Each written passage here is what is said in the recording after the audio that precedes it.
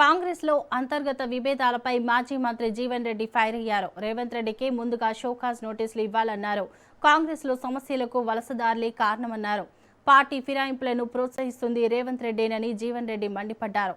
రేవంత్ కాంగ్రెస్ ను బలహీనపరుస్తున్నారని ఆయన విమర్శించారు.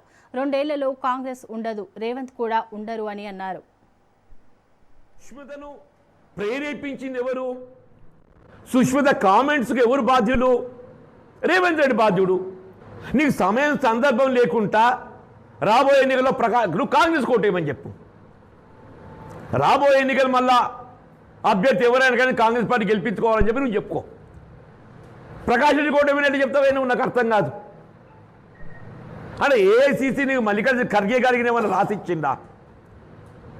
మల్లికార్జున ఖర్గే గారు ఏదైతున్నదో ఆయన అధికారాలు ఏమైనా ఉన్నట్టయితే ఆయన ఏఐసీసీ ప్రెసిడెంటే నీకేమన్నా పవర్ ఆఫ్ అటార్నీ ఇచ్చిండని selection of the candidates announce చేసుకోపోని చెప్పని. అది రాష్ట్రంలో కాంగ్రెస్ పార్టీ విచ్ఛిన్నం కావడానికి కారకులు ఎవరంటే రేవంత్ రెడ్డి. రాహుల్ గాంధీ గారి యొక్క ఆలోచన భిన్నంగా అసలు పార్టీ ఫిర్యాదులు తెరపై తేవడంతోనే కదా ఇవన్నీ పుట్టుకొచ్చింది. నిజంగా షోకాజ్ నోటీస్ ఇస్తే ఎవడికి ఇవ్వాలి? రేవంత్ రెడ్డికి ఇవ్వాలి. ముందు ఆయనకి ఇవ్వాలి రేవంత్ రెడ్డికి.